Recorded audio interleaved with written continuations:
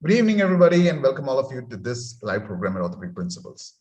Today, our guest of honor is Dr. Catarina from Lisbon, Portugal.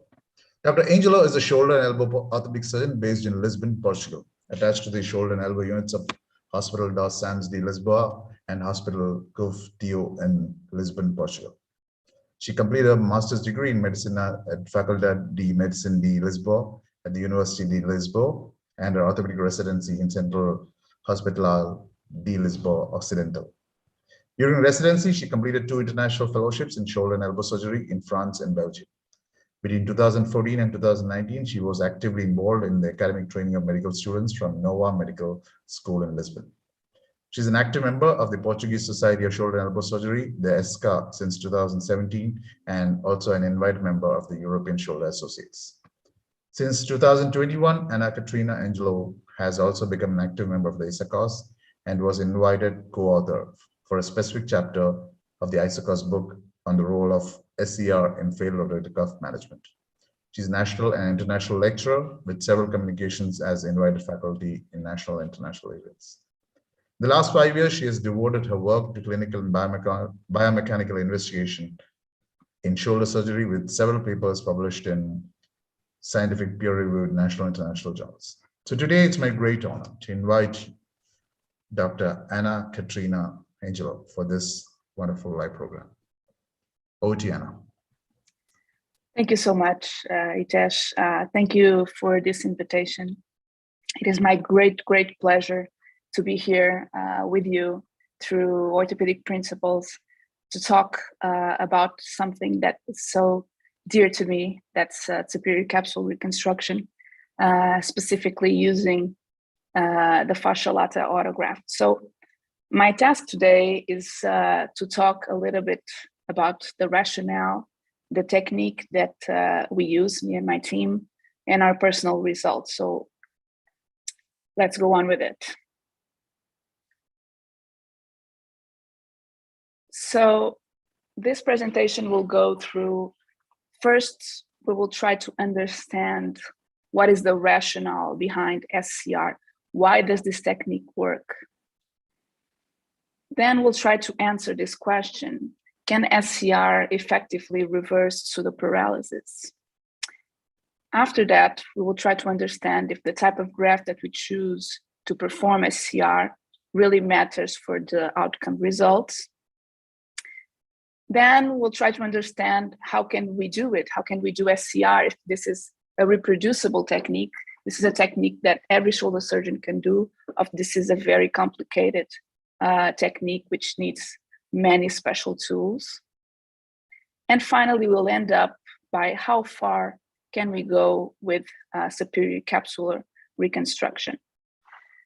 So starting with the rationale behind SCR. So the shoulder girdle, in order to move in a proper coordinated motion, it needs to maintain the head of the humerus centered on the glenoid. And for that, we need good force couples. We need a vertical stability and an horizontal stability. These force couples maintain the center of rotation throughout the range of motion. So to maintain the center of rotation, basically what the shoulder needs to do is to maintain the head of the humerus inside a box. And this box is constituted by the superior cuff and capsule upwards, by the inferior capsule downwards, by the anterior cuff and capsule anteriorly, by the posterior cuff and capsule posteriorly, by the glenoid medially, and by the centripetal force that pushes the head of the humerus against the glenoid laterally. So when we abduct the arm in the scapular plane, the deltoid pulling force is counteracted by the superior capsule and the superior cuff. When we do not have a superior cuff and capsule, what happens is this. So there's a loss of a center of rotation when the deltoid pulling force acts because it doesn't have a counteracting fulcrum. So you'll have the well-known shrug sign. So the shoulder here works as a fulcrum system. So you have the deltoid pulling factor and the fulcrum, that is the cuff and the capsule. When there is no superior cuff and capsule, the fulcrum becomes the acromion, and the head of the humerus loses its center of rotation. So you have the fulcrum becomes much more closer to the origin of the force. So you'll need much more force to overcome the same resistance. And this is kind of the principle that is applied in reverse shoulder arthroplasty, in which you have a new fulcrum that is more distance from the origin of the force, so the deltoid needs to do less force to overcome the same resistance. So what SCR does basically is to try to reestablish the original fulcrum of the physiologic shoulder joint. So this is the SCR. So when we abduct the arm in the scapular plane, after a certain degree of abduction, you will lose the fulcrum. And here you have the spacer effect. But here the fulcrum is not necessary anymore, because here the anterior and the posterior cuff will pull the head of the humerus towards the glenoid.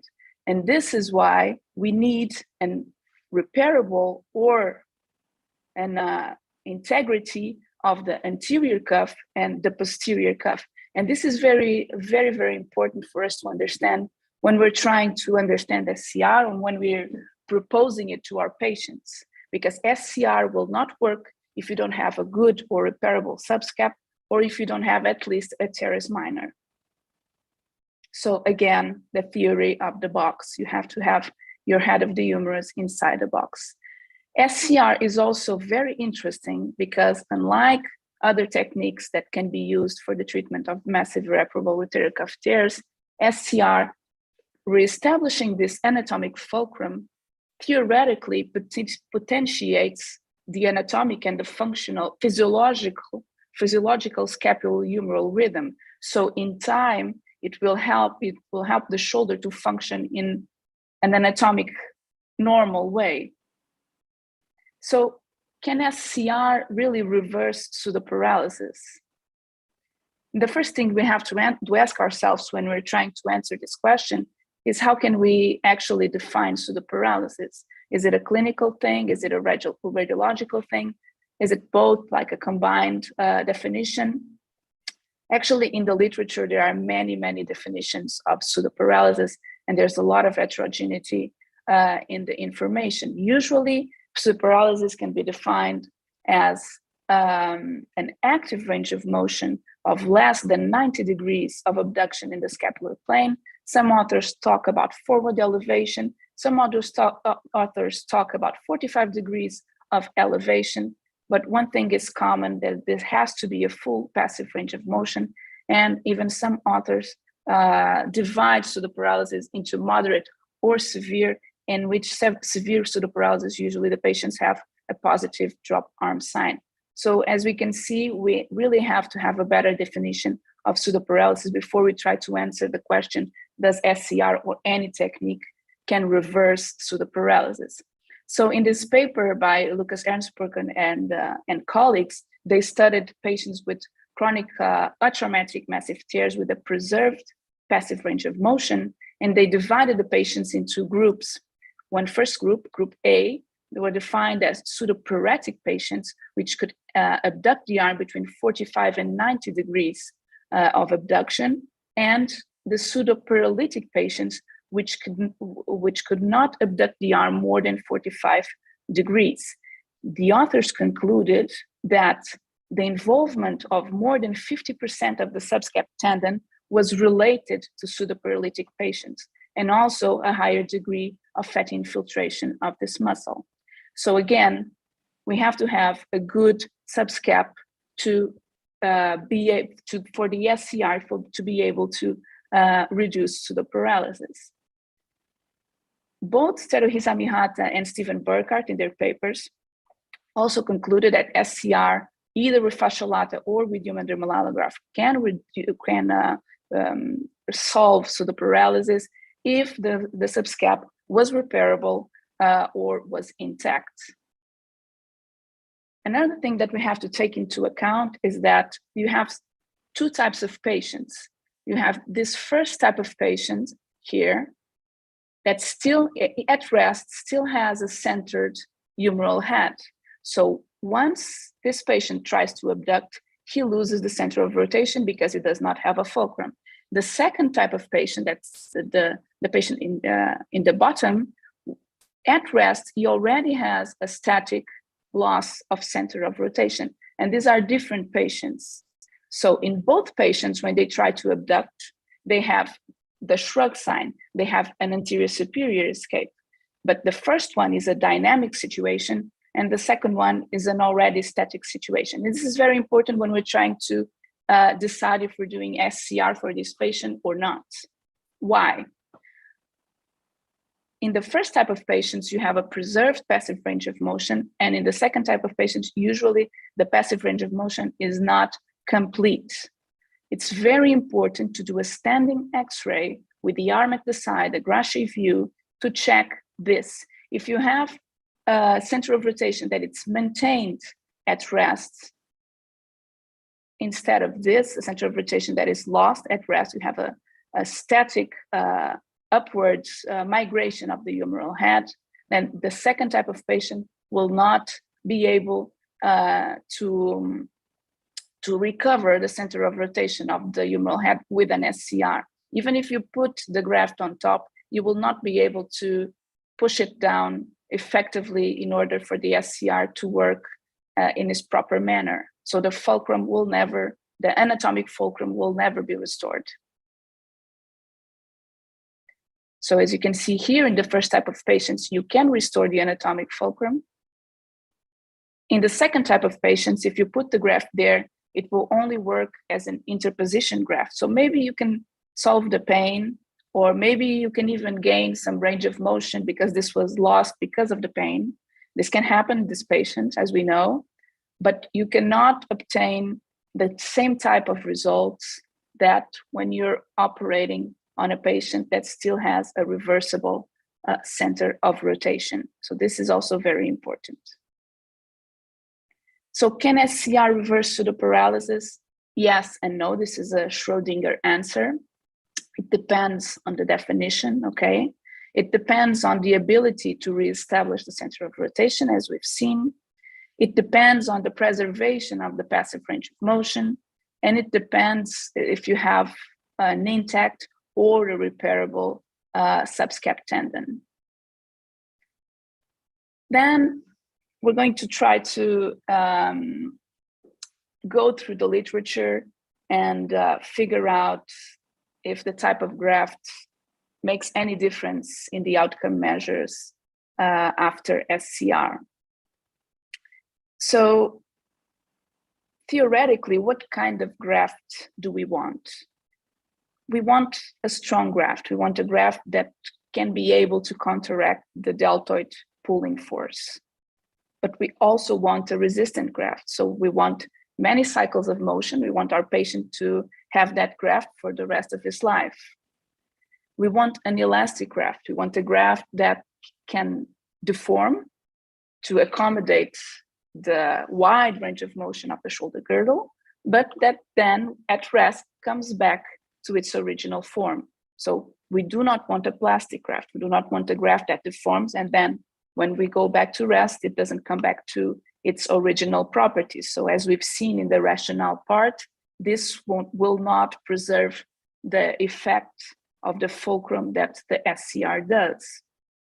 And ultimately, what we want is a graft that heals, that integrates with the rest of the repair, so that this can be a durable technique that lasts as much as possible. So as we know, the original groundbreaking results of superior capsular reconstruction were published by Teru Mihata in 2013.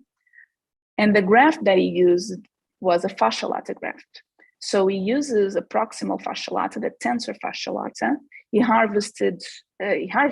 harvests it in an open fashion.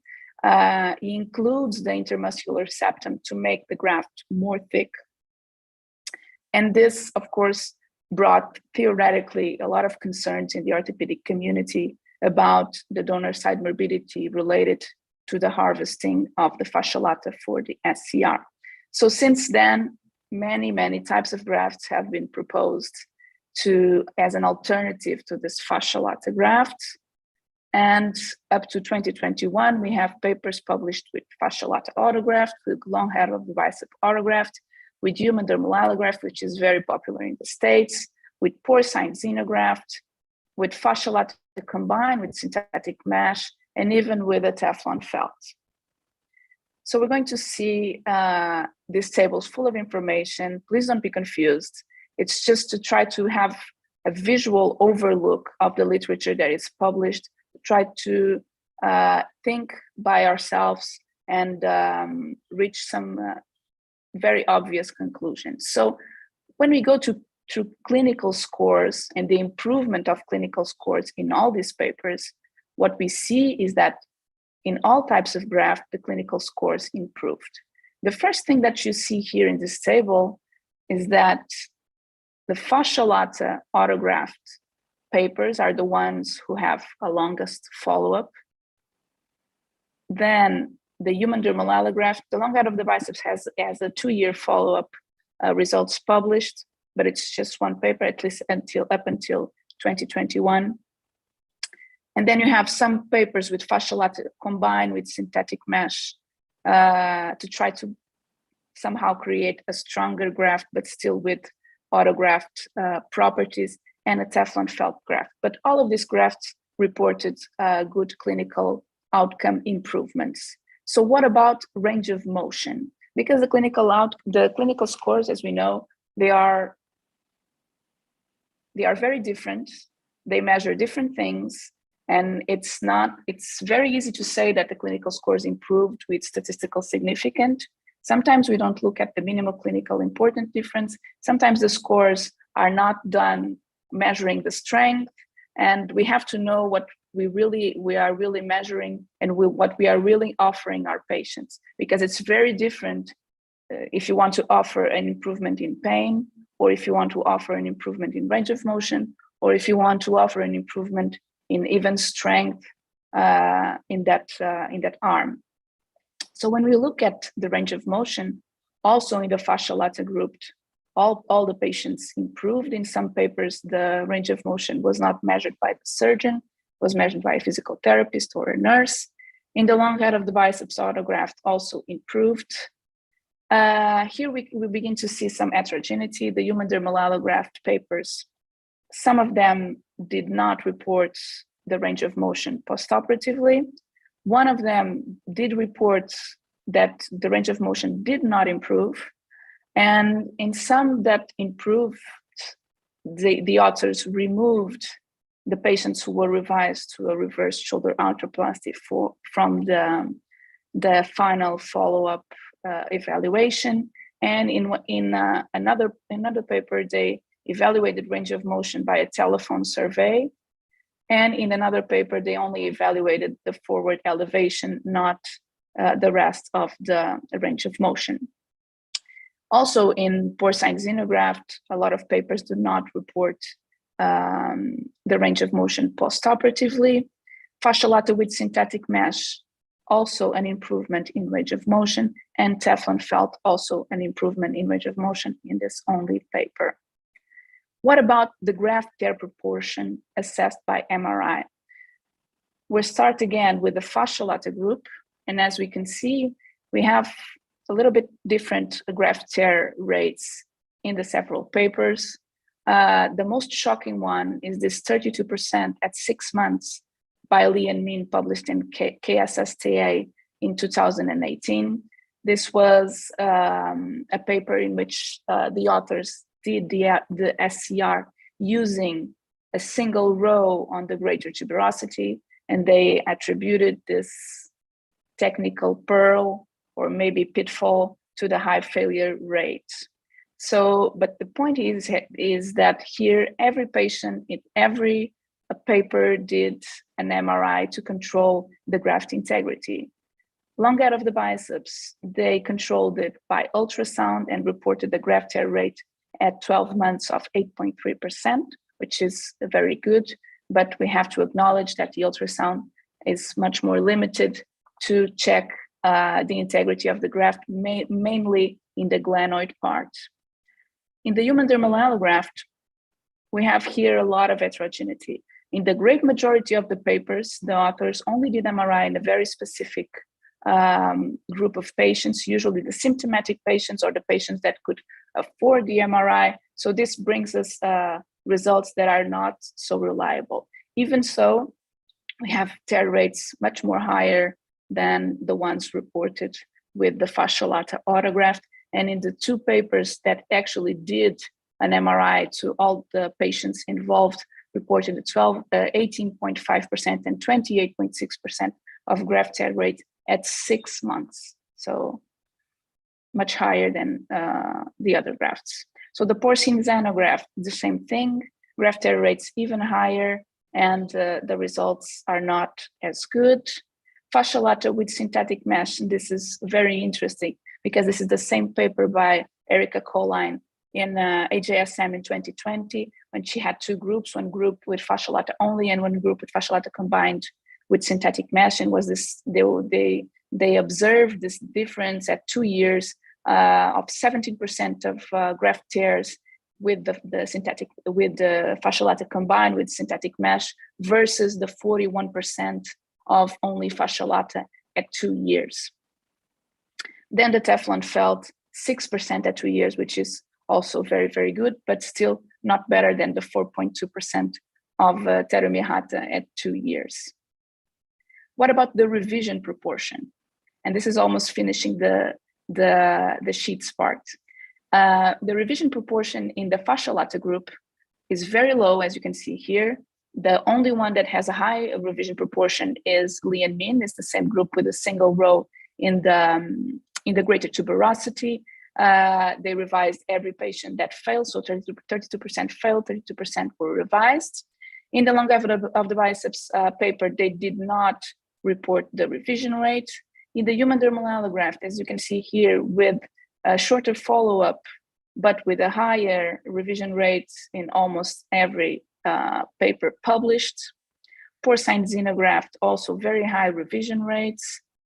Fascia Lata with synthetic mesh, in the paper by Colline, she doesn't mention it, but in the paper by Polacek and Nygaard, 8.3% at 12 months, it's not bad. And the Teflon-Feld paper, they did not mention the revision proportion. So after this, the question remains, does the graft matter? The thing is, when we have this kind of heterogeneity in the literature, and this happens a lot, systematic reviews can be misleading. So usually, as the data is very heterogeneous, the authors, when they do a systematic review, they cannot conclude on the superiority of one graft versus the other. So they just conclude that there is no superiority. But this does not mean that they are all the same. So this is why it's very important for us to read the papers and to interpret the data and to think by our heads, and sometimes build these Excel sheets so we can have a visual reading of what the literature has to offer. And in this editorial commenting by Buddy Savoy, he concluded that the superior capsular reconstruction, even using a 3 millimeter thick dermal allograft, is not equivalent to the Fascia Lata results published by Terumihata, and the superior capsular reconstruction using human dermal allograft, not the superior capsular reconstruction as a technique, but the superior capsular reconstruction with this graft, may yield results no better than technically well-performed rotator cuff repairs, partial repairs, or tendon transfers. So it's very easy to say that superior capsule reconstruction does not offer any advantage versus a partial repair, or even, talking in French, a biceps tenotomy. But if you compare it with this type of SCR, it's different than when you compare it with SCR with other types of grafts that have results that are more favorable. So does the graft matter? Of course, the graft matters. When you're building your house, does the construction material matters? it matters, okay? The graft is the central part of the technique. So without the right material, you cannot build a strong and durable house. So we've used Fascia Lata. And why do we do it? So Catarina presented us this fantastic Ferrari in 2013. We were very excited. All the orthopedic community was very excited. This is a beautiful car with a fine performance, 800 horsepower engine. But then the orthopedic community said, okay, we want this car, we want to ride it, but maybe this engine is too noisy. So we'll have the same car, but with a different, less noisy engine. So the car still looks great. It still works. You can drive it everywhere. Even has less fuel consumption, but this is not the same car. It looks the same, but it's not the same. So the engine is our graft, and the graft matters. So Fascia Lata, it's the original graft used, which brought us the groundbreaking clinical results. This is a biocompatible graft. It has also the ability to heal because it's an autograft. It's a biomechanically versatile autologous tissue. The Fascia Lata, it's used to stretch and come back to its original form due to its anatomical position. So it can accommodate the biomechanic complex motion of the shoulder girdle. It has been used as a graft and still is in almost every surgical field. So historically, it is a good graft. And it's always there. It's always available. If you need it, unless your patient does not have any thigh anymore for some kind of situation, it's always there. So after this, how can you do it? How can we perform SCR? Because usually people associate SCR with a very difficult technique, with a lot of cannulas, a lot of different portals, a technique that is not so reproducible. It's not for everyone. But no, SCR is very simple. We do it in a very simple way. And as you're going to see, everyone can do this if you don't complicate your life. So we've been doing SCR with autologous Fascia Lata. We developed a minimally invasive harvesting technique. So we do not harvest the same part of the Fascia Lata as Catarina. We harvest the mid-thigh Fascia Lata.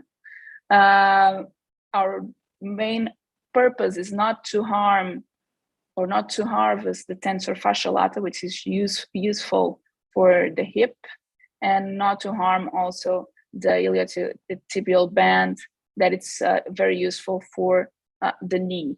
So we have 79 cases since 2018.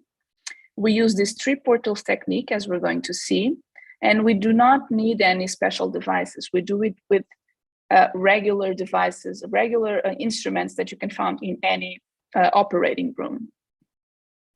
So we put our patients in a beach chair position, as you can see here in this exemplification. We prepare the shoulder and the thigh at the same time.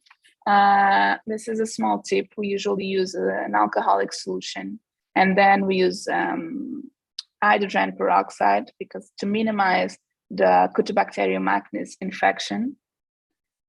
We use 2 small 2-centimeter incisions transversally in the thigh and 3 portals in the shoulder.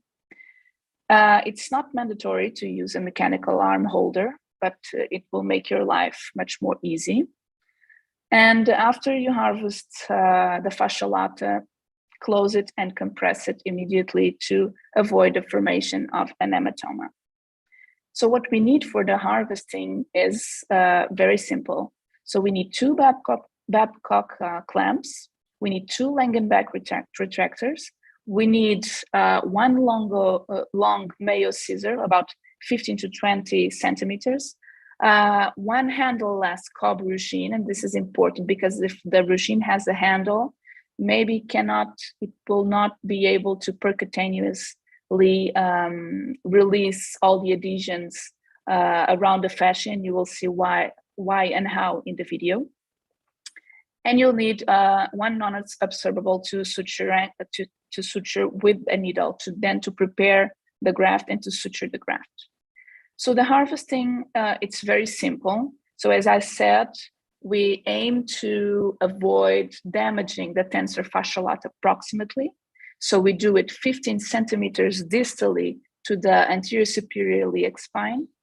And we aim to not damage the iliotibial band distally. So we do it 10 centimeters proximally to the lateral epicondyle. Also, we do not want to harm the intermuscular septum. So we do it about 4 centimeters anteriorly in relation to the intermuscular septum. So this is a small video of the harvesting. We've seen what kind of material will we need to do the harvesting. We've seen how we position our patients, and we've seen how we do our anatomic landmarks.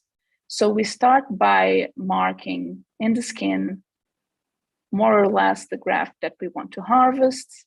And then we do the 2 incisions on the skin, trying not to harm the fascia with these incisions if it's very superficial. Then with the Cobb dissector, with the Cobb regime, we release the adhesion superficially to the fascia lata using gentle movements to avoid or to minimize the bleeding and the formation of an hematoma. As you can see, it's very important that the regime is able to really go from one incision to the other. Then after releasing superficially, we'll do the cuts, the 2 transversal cuts on the fascia lata, 1 distal and 1 proximal, and we grab them with the Babcock clamps. Then we'll release deeply to the fascia lata, very gentle to not damage any nerve. And then with a long Mayo scissor, we just percutaneously do the longitudinal cuts and unite the 2 transversal cuts in order to obtain a rectangular, more or less 15 by 3 centimeter graft, as you can see here. Then we'll need to prepare the graft. So we clean it. We do not take all the fatty tissue, of course, because it has healing properties and we want our healing graft. We just make it a little more shaped to then go easily inside, to be easily shuttled inside the shoulder. Then we fold it. We fold it first longitudinally like this, and then 2 times transversally like this. So this is the type of construct that we obtain at the end. And then we suture it peripherally with a non-absorbable suture. This is a 2 millimeter suture in a continuous fashion.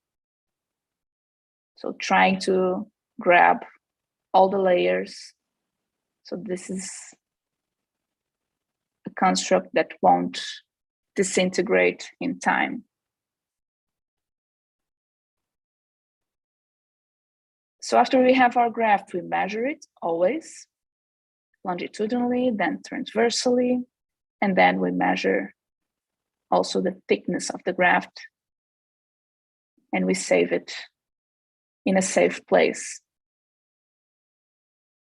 We always register our measurements.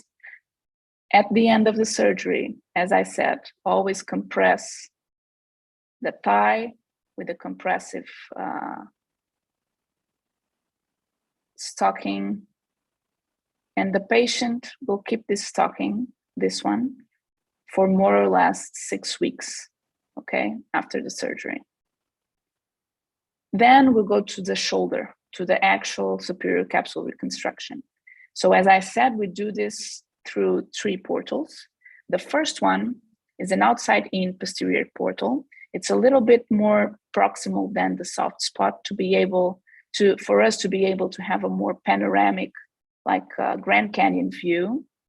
The second one, we do it inside out through our rotator cuff interval. And the third one, also inside out, it's a direct lateral portal, a little bit bigger than the others. This is the shuttling portal, the portal by which the graft will go in. So basically and schematically, what we'll do, and for you to understand a little bit more what you're going to see next in the video, you'll start by putting 2 1.8 glenoid double-loaded anchors, then 2 all suture anchors also in the middle row of the greater tuberosity. And then outside, you'll pass the sutures of the anchors in the graft. One trick is to reference, we always reference the sutures from the anchors. The anterior anchors are referenced with an hemostatic clamp and the posterior ones with a Coker clamp. And by this way, you don't mess the limbs and it all gets very easy to do. Then you shuttle the graft in, and then you do a transosseous equivalent with two 4.5 peak lateral row anchors. So this is a small video. We've seen which type of anchors do we use. This is basically all the material that we need for the SCR, our portals, 3 portals, as you can see. Also, you've already seen the positioning. So here we are in our posterior viewing portal. This is the needle from the lateral portal. So we first prepared the greater tuberosity, then we prepared the glenoid. We create a space between the labrum and the glenoid bone, and we always start by repairing the subscap. This is very important. It's very, very rare that these patients have a completely intact subscap. So even if it is a partial tear, we do repair it. We want to maximize the outcome of these patients and the durability of this technique. So we want to close the box as much as we want. So after repairing the subscap, we'll put the two 1.8 all suture anchors on the glenoid, then the two 2.8 all suture anchors on the greater tuberosity, as you're seeing here. Then we measure the defect using a measurement tool. You can use whatever you want. And then we mark this measurement, these points in the graft outside.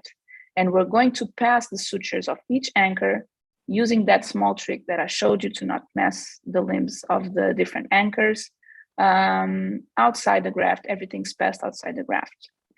Then we use a double pulley technique to shuttle the graft in. So as you see, you do not need any special cannulas. You do not need any special instruments. Fascia Lata graft is very elastic, it's very slippery, and it goes in very easily. So these are the lateral row anchors, and this is the final construct with the graft and with the infraspinatus remaining on the top. This is important. You can do a simple SCR, but if you have like a repairable infraspinatus, you can always repair it on top. After you tie the knots on the graft, you can still use that limb to pass with a bypass or with any passing instrument to pass that suture in the remaining tendon. Usually it's infraspinatus. If you have still supraspinatus, great. And then just include it in the lateral row construct so that this will be like an onlay repair, and it will augment the SCR, and it will like further close this box and keep the head of the humerus inside the box centered on the glenoid. So this is our main goal. So this is our personal results, the first results that we had with this technique, and we published in 2018 in Orthopaedic Journal of Sports Medicine. So this was a 2-year follow-up of our first 22 patients. These patients did an MRI at 6 months and were clinically evaluated at 2 years. So clinically, there was a statistically significant improvement in active range of motion and all the scores that we used. Imagologically, at 6 months, we had a 9% graft tear rate. So 2 out of 22 patients had a graft tear on their MRI. Then in 2020, we published our 3-year follow-up, and this is a 3-year clinical and imagologic follow-up. The patients were evaluated clinically at 3 years and did MRI also at 3 years, were the same 22 shoulders. Only 19 of these 22 completed the clinical exam, but in this 19 patients, there was a statistical significant improvement also in all the scores performed and in active range of motion. In the 3-year MRI control, we had a graft tear rate of 21.05%. So then we did, in the same paper, we did a subgroup analysis to compare the patients with a graft tear with the patients that did not have any graft tear. What we concluded was that these patients were equally satisfied across the two subgroups. There was no significant difference besides the strength in external rotation at 90 degrees of shoulder abduction, and the patients with graft tears had a higher fatty degeneration of the infraspinatus and of the teres minor at the 3-year follow-up MRI. Also, we concluded that from the 2-year evaluation to the 3-year evaluation, there was no significant difference in the scores besides the abduction. The active abduction continued to improve from 2 years to 3 years. And this, we hypothesized, we discussed that this was probably because of the way that SCR potentiates the scapulohumeral correct rhythm. So it is continuously helping the shoulder to function in a proper manner. What about donor side morbidity? When we started doing this technique, one of the first things that we were worried about, of course, was donor side morbidity. So the first paper that we published, even before publishing our shoulder results, was our first results regarding donor side morbidity associated with this minimally invasive harvesting technique. So this paper was published in 2018 in KSSTA. This was our first 15 patients with 18 months follow-up. So this was a preliminary paper with preliminary results. And we concluded that at 6 months and at 18 months, all patients were either satisfied or very satisfied. And there was a tiny difference between the non-arthritic hip score between the harvested and the non-harvested thigh that diminished, that improved between the 6 months and the 18 months evaluation. Then in 2022, we published our minimum follow-up of 2 years also of donor side morbidity associated with this harvesting technique. We evaluated 39 patients in this paper. We evaluated the harvested thigh and the contralateral thigh, and we also compared to a control group, which was submitted to a regular rotator cuff repair and did not have any harvesting procedure in the thigh. So we concluded that the WOMAC score measured in the harvested thigh versus the contralateral thigh had a difference of 0.8, and the minimum clinical important difference for the WOMAC score is 21.5. So as you can see, 0.8 is very clinical insignificant. Also, the main residual symptom that was reported by these patients was pain. But when you're quantifying the pain, when we try to quantify the pain using the VAS, the mean pain, the mean VAS value was 0.57.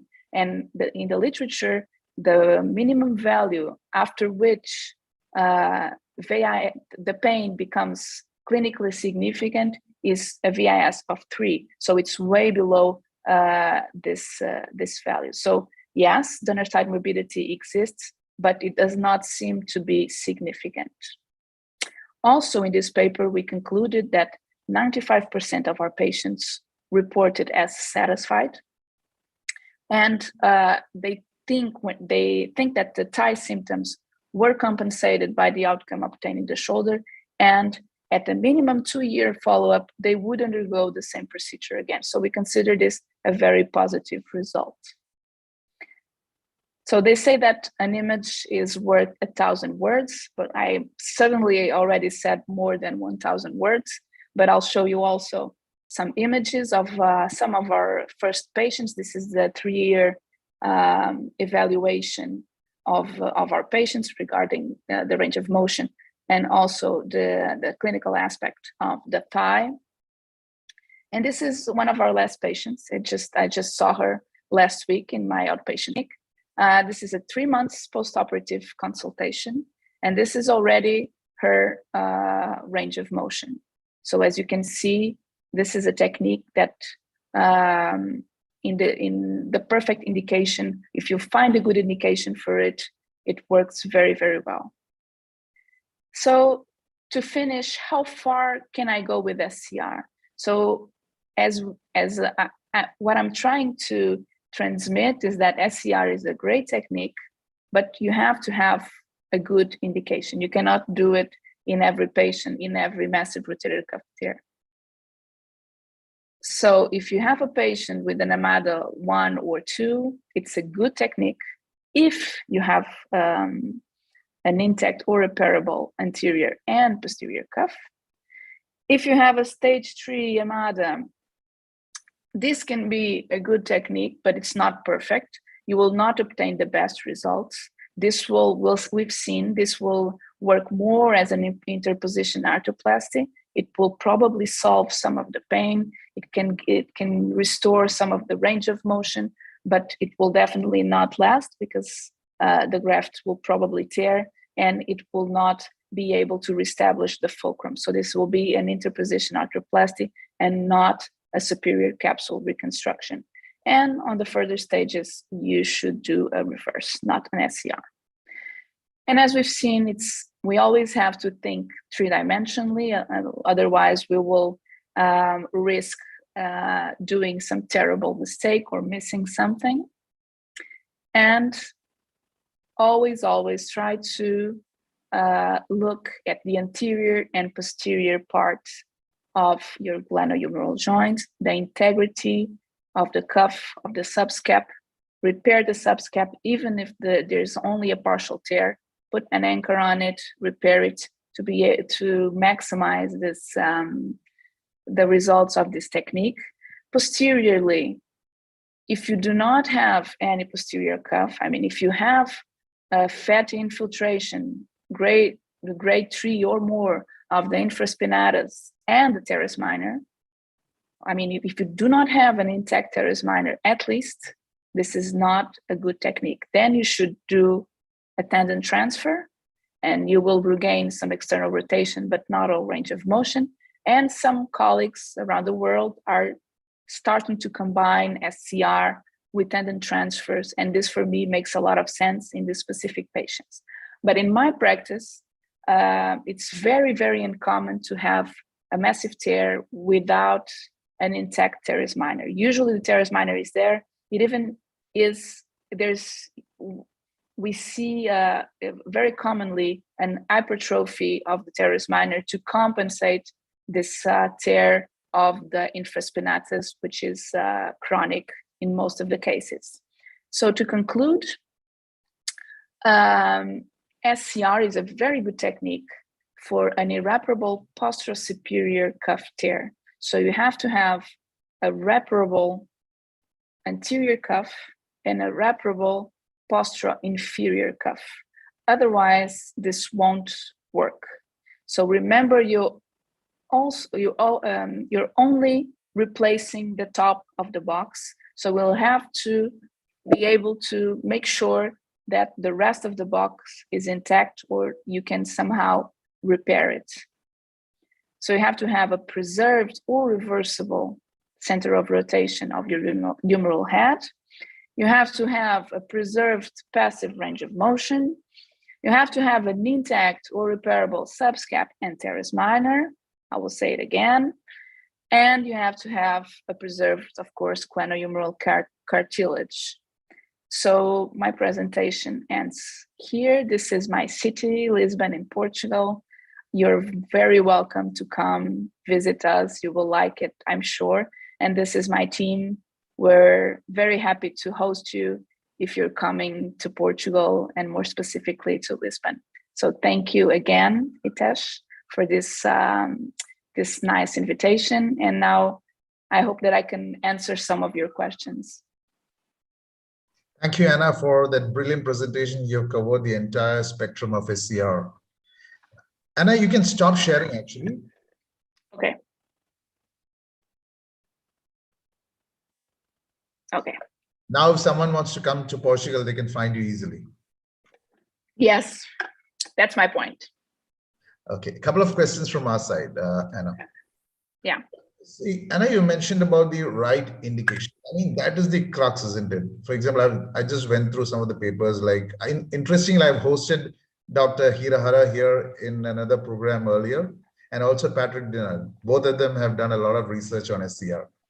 Now, couple of things. One is the intactness of the subscapularis, right?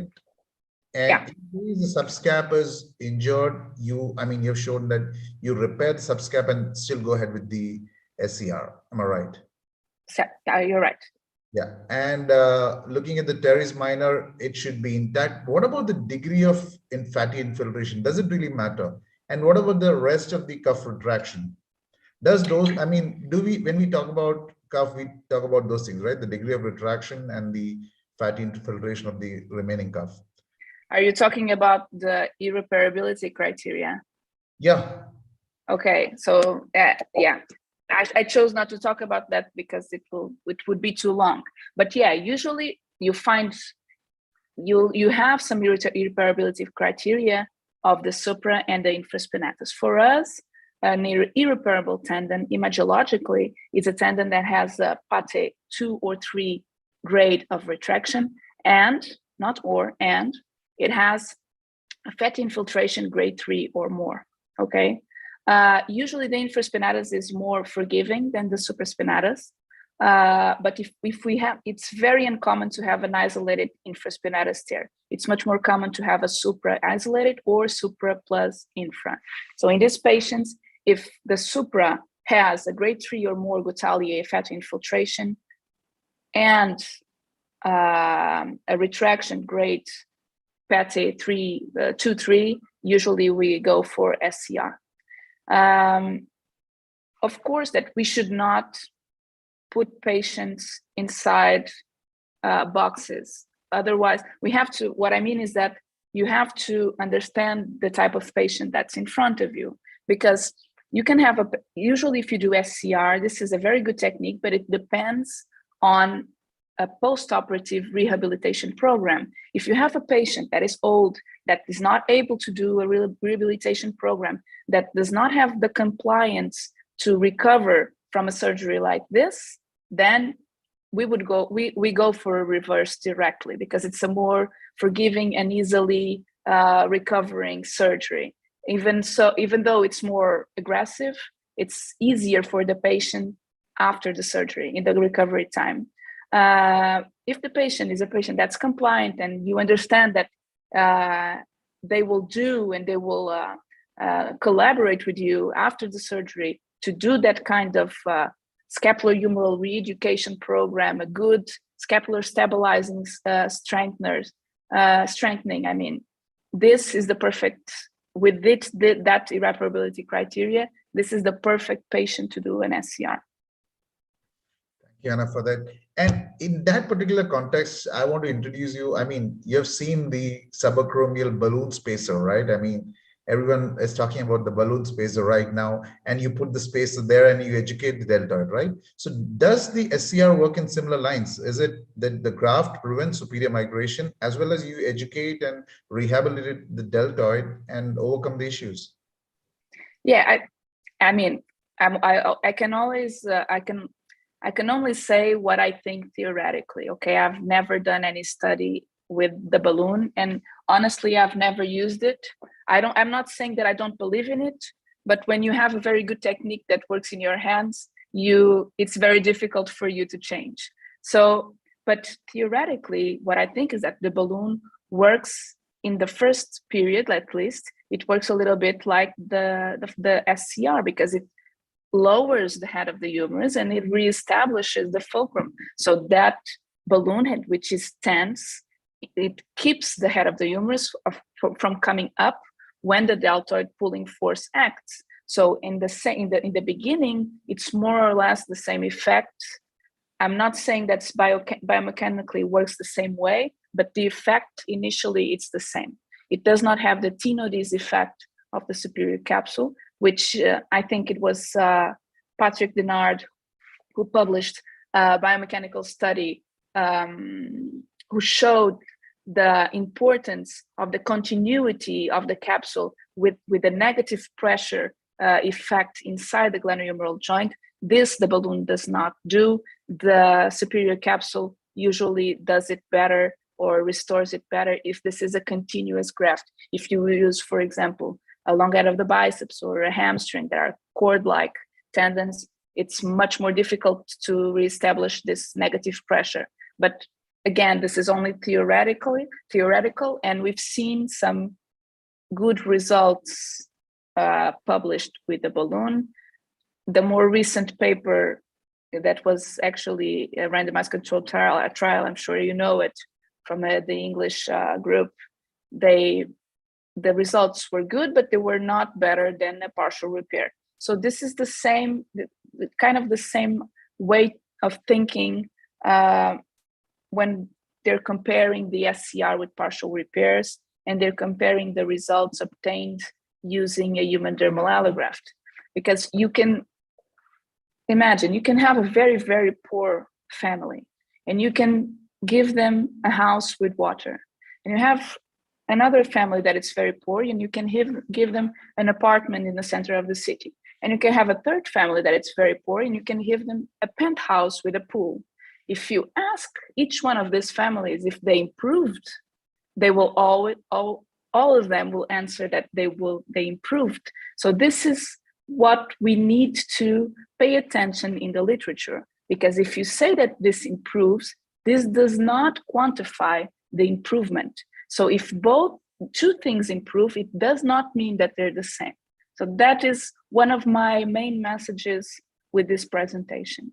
So the balloon, I think it's good. The results are promising, but it has, of course, it has its role.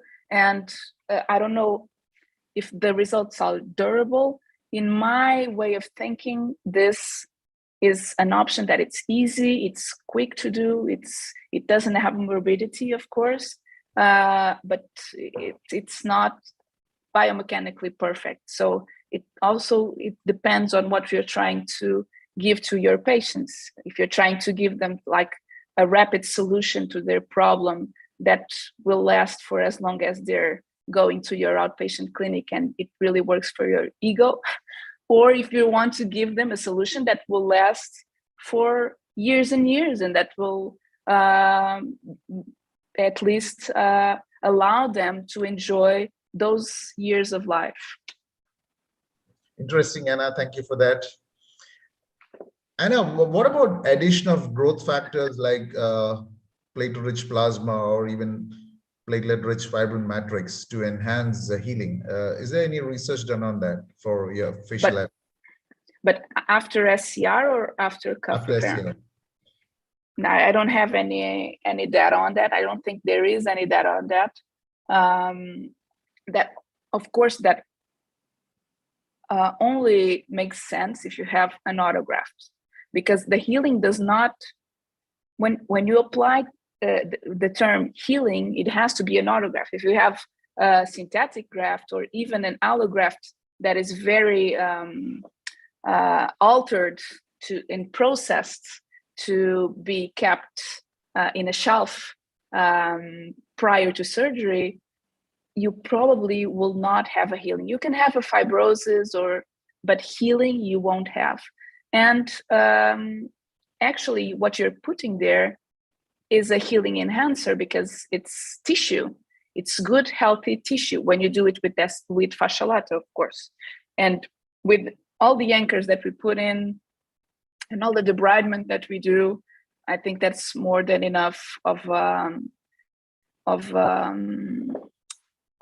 healing potential. But that's a very good question, because when we have graft tears, we usually think automatically that this was a mechanical failure of the graft and not a failure of the healing of the graft, right? But no, we don't have any data on it, but it's a very interesting point of view, indeed. Thank you, Anna, for that. And Anna, what is your experience with muscle transfer? That is the other, competing technique, right? So where do you place muscle transfer and SCR? Is there an overlap, or is there exact indications are the same? No, the indications are not the same. They are completely different. And that is what we've been trying to pass in all these meetings, both as the SCR team and even the guys with the transfers, Bassem or Giancani. The thing is that the indications are different, because the tendon transfers, and talking about the tendon transfers as a whole and not going specifically to teres minor or lat dorsi, but the tendon transfers, what they do is they restore external rotation and strength and external rotation. And if you're going to see the results of the several papers that are published, either with lat dorsi or with teres minor transfer, the abduction and the forward elevation are not great. The range of motion, when reported, because in some papers it is not reported, is not great in this part of the range of movement. So this is a very good technique if you want to gain strength in external rotation, because it's the only way that you can replace the posterior inferior cuff when you do not have posterior inferior cuff. When you do not have a teres minor or an infraspinatus, then you'll have to do a transfer. For me, that's the perfect indication for a transfer. Even when you have an isolated, irreparable infraspinatus tear, the transfer can be beneficial. But even so, we've done some SCR in patients like that with good results, because the teres minor is intact. So the SCR will give you the elevation and perhaps even the abduction in the scapular plane. It won't give you external rotation if you don't have anything to do external rotation with, because it only will keep the head of the humerus centered, but there's nothing there to external rotate. So these are the kind of patients that need the transfers, the patients that cannot externally rotate. Even the lat dorsi transfer, if you put it a little bit up in the greater tuberosity to push the head of the humerus, or to pull, in this case, the head of the humerus down, the results are not fantastic. It's a cool technique. Everybody likes to say that they do transfers because it makes you seem like a great surgeon. But in fact, it's not perfect. As SCR, it's not perfect, but it has its indication. And for the right indication, it's a very good technique as SCR, but it's not, these are not opposite techniques. They are complementary techniques, and there are techniques that should be done in different types of patients, and that I've never done it, but I know of some colleagues here in Europe that are already doing it, combining SCR with tendon transfers in patients with massive complete cuff tears, like supra infra teres minor, and with the remaining subscap. This is a very good alternative to a reverse that will improve, but also if you do not have external rotators, you have to do a transfer anyway and associated with the reverse. So I think it's a good alternative. It should not be seen as an alternative technique, but as a complementary technique with different indications.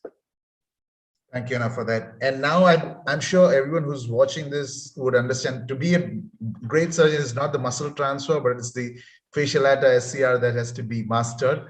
And I think the beauty of your technique is the cost. It's not mine. No, it's I mean, mine. Mihata, I don't have any credit. Guy. It's Mihata, the original guy. I'm sure he's also watching this program. Of course, Alan and Patrick Dinard would definitely watch this.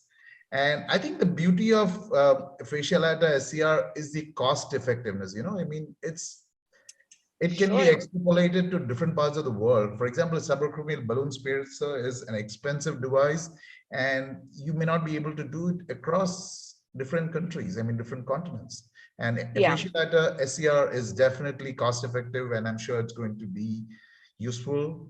And thank you, Anna, for this brilliant presentation. You want to add? You're welcome. Thank you so much for letting me talk about this. This for me, it's a huge pleasure. I love to talk about SCR because this technique completely changed my life and my practice. It's a very, very good technique. Not perfect, Nobody's perfect, no technique's perfect, but it's a very good technique if you do it in the right indication and with the right graft. Thank you, Anna.